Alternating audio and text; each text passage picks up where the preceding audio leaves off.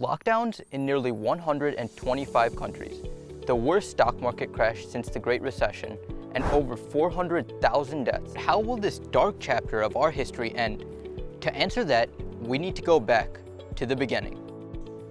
Scientists think SARS-CoV-2, the virus responsible for COVID-19, began within bats.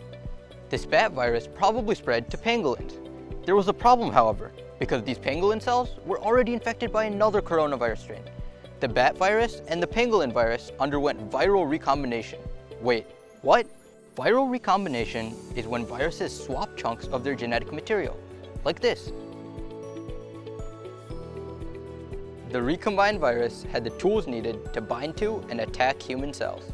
But wait, there's a second way pandemics can start: random mutation. When a virus makes copies of its genetic material, sometimes it makes a mistake, and the proteins of the virus change, allowing it to easily infect humans. But what happens once a person is infected? In COVID patients, the virus enters the lungs and binds to cells called type 2 pneumocytes. As the virus multiplies, it destroys the pneumocytes. This causes an internal alarm to go off, and our immune cells, the body's army, begin secreting chemicals called cytokines. Cytokines wake up immune cells throughout the rest of the body and lead them to the virus. To help these immune cells quickly reach the virus, they create tiny spaces within the walls of our blood vessels. Like doors, these spaces act as passages for immune cells to flow through to attack the virus. When the new recruits reach the virus, they too release cytokines to alert even more immune cells. Normally, this process is tightly regulated to prevent excess cytokine release.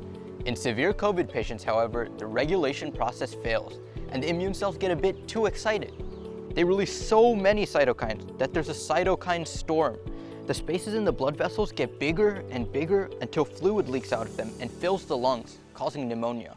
Since a cytokine storm appears to cause most COVID complications, preventing it seems like a logical first step in treatment. This is exactly what some experimental drugs do. But even then, there is no guarantee that the patient will survive. The only surefire way to prevent these deaths is to ensure that people never get the disease in the first place.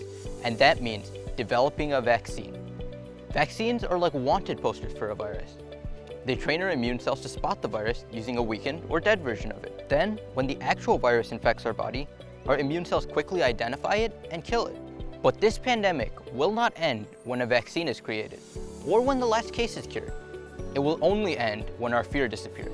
And this will happen when we seek knowledge about the origins, the infectious processes, and the treatment of this virus.